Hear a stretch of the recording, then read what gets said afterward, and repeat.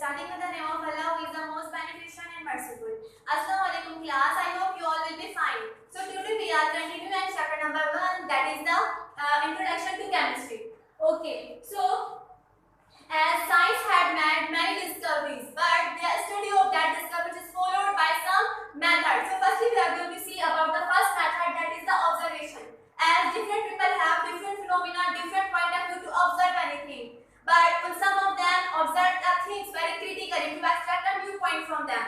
As we are well aware from the story of the Newton that everyone observed that why everything falls towards the earth. But the Newton observed it very critically that why it is being moving towards the earth due to the force of gravity. So observation may be vary from person to person.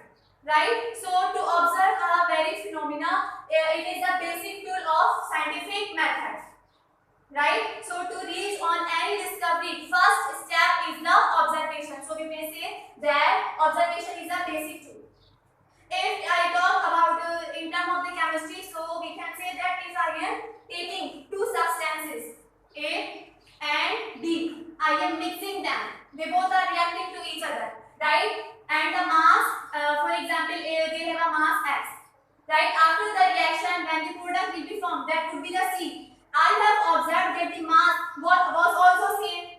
So it is my observation that the substance before the reaction and after the reaction are same. So after the observation, when you have observed a phenomena, then we will move towards the next step, that is the hypothesis, right? So when you observe a phenomena, then after this you start your experimentation to prove your observation, right? So regarding this, let's see the experiment. As I am taking here substance A and B. Substance A has the mass 10 gram and however the substance B has the mass 9 gram. They both are reacting to each other. After that, the substance, okay, let's show me by the help of the diagram, as it is the substance A and it is the substance B. They both are reacting to each other. Then the resultant substance that would be formed, it has a mass of 19 grams. So what I have observed, by experimentally I am being proving that the substance before the reaction was the mass before the reaction was 19 grams and after the reaction it remains same. So my experiment is fully proving my observation. Now it would become the hypothesis, which is a proposed explanation of a phenomenon. Right? If your experiment supposed to observation, then it becomes the hypothesis. When your hypothesis is proved, then your work, your observation, hypothesis is sent to the other workers working in the same field. Right? If your experiment is supporting your observation, then it would be conveyed to the other workers which belongs to the same field. Now, it would become theory. After that, it would become theory. Then it would be proved by the other workers working in the same field. Right? So we may say that when your observation will be supported by a large number of experiments, then it would be known as your theory. Right? Then your theory would be supported by a large number of the workers. Then your whole phenomena would be named in a one sentence, like it would be the scientific law. Right? What would be the one statement of this whole phenomena? That would be the law of conservation of mass. Right? To note down your whole phenomena in just one statement, then it will be known as your scientific law. Right? So these are the four methods of the scientific. Let me revise it again. First is the observation. When you observe a thing, then you start your experiment regarding this. Right? When your experiment supported your observation, then it will become the hypothesis. When your hypothesis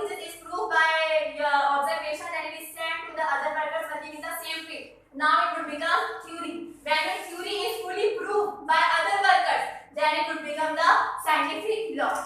Right? After this, let's discuss about the contribution of scientists.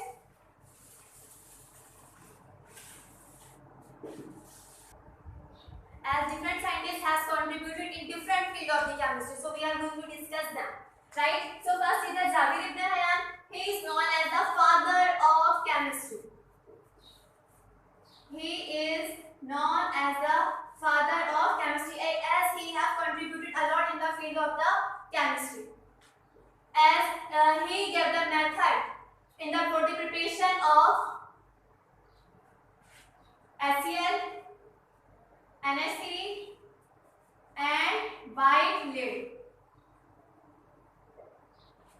Right? As Jabir ibn Hayyan is known as the father of the chemistry, he write the method by which we can prepare the hydrochloric acid, ammonia and white lead.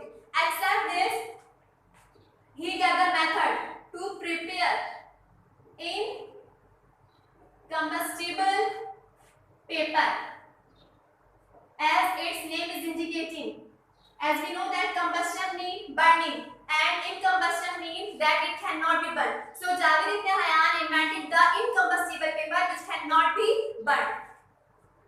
He also gave the method for the extraction of metal from their ore. As our earth is rich with many of the minerals, but the minerals are not being found separately in the pure form. Right? As the sulfur is extracted from the earth, from the underground deposit, but it is not found in the pure form. Right? So firstly, a piece of this solid material would be found that is known as the ore. Now from that one ore we have to extract the metal. Right? So that one method, that how we can extract the metal from their ore, was given by Jabir ibn Hayyan. He also gave the method to prepare pen which prevent iron from rusting. Right? So the pen which prevent the iron from rusting, this method of preparation was given by Jabir ibn Hayyan. Now the contribution of next scientist, that is Al-Razi. Al-Razi was the first chemist who gave the method for the preparation of ethyl alcohol by the process of fermentation. Right? So the method for the preparation of the ethyl alcohol was given by Al-Razi. He was first to use the animal for the medicinal surgery. Right? Before this, it was a problem that how we can treat, how we can make the experiment in the living organisms. So this Al-Razi was the first who performed the experiment on the animals. Except this, he determined the specific gravities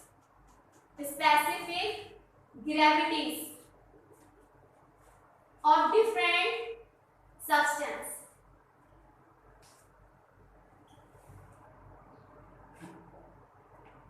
He determined the specific gravities of different substances, as every substance has its own gravity. So the specific gravity of the different substances was given by the Al-Razi. Except this, Al-Razi was the first to use opium as anesthesia. Opium as anesthesia. Opium is the name of medicines, and anesthesia means that it makes the patient faint. Right? So the opium is used to faint the patient. It means the anesthesia. So it was prepared by the Al-Razi. After this, next is Al-Biruni. Al-Biruni contributed in different fields like physics, metaphysics, mathematics, geography, and history.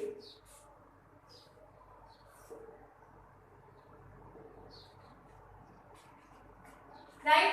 In the field of the chemistry, we work on different 18 precious stones and metals. Right? Al-Biruni discuss 18 precious stones like quartz, opal. These all are the forms of the stone and on different metals. Except this, he determined the densities of different substances. He determined the densities of different substances. As what do you mean by the density? The mass per unit volume is known as the density. Right? As the different substances have the different densities. So the densities of these substances was discussed by Al-Biruni. After that, the last one scientist, that is the Bualicina.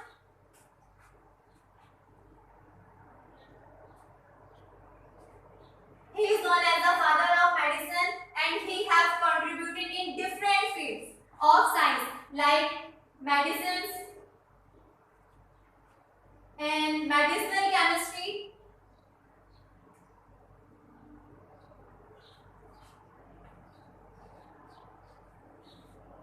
in astronomy,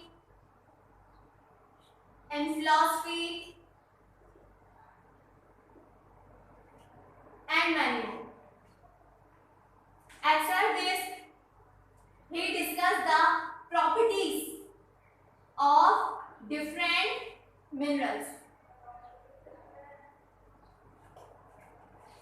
He discussed the properties of different minerals. Okay, this was the Muslim scientist. He has contributed in the field of the chemistry. Except this, the scientists of that one scientist who have contributed in modern chemistry. Now let's discuss about them. Except the Muslim scientists, there are also some scientists which have contributed. This one period is known as the modern period. So as the Robert Boyle, he is known as the father of modern chemistry.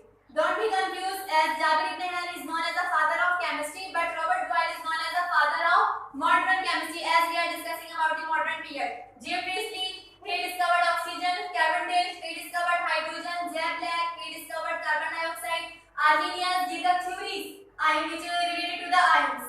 Right? So we can say Arrhenius did the ionic theory. Faraday presented the laws of electrolysis. Except this, there is a scientist J.J. Berzelius. He suggested the samples of the elements, and except this, he also gave the method to note down the chemical equation. Right? So here we have completed our chapter number 1, that was an introduction to the chemistry. I hope it would be well understand to you. If in spite of this, if you have any query, then you may ask your question on WhatsApp number, and you can check your homework on our web portal. Till next class, take care and Allah Hafiz.